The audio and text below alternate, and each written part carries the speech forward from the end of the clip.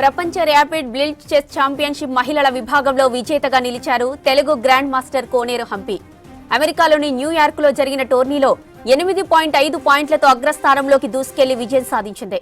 2019లోనూ Hampi champion అయింది. China grand master జో వెంజున్ తర్వాత ఒకటి కంటే ఎక్కువ సార్లు విజేతగా నిలిచిన ప్లేయర్ గా హంపి ఘనత సాధించింది.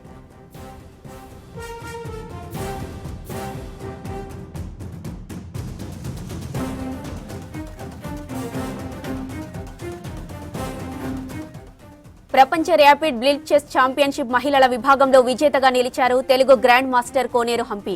అమెరికాలోని న్యూయార్క్ లో జరిగిన టోర్నీలో 8.5 పాయింట్లతో అగ్రస్థానంలోకి దూసుకెళ్లి విజయం సాధించింది.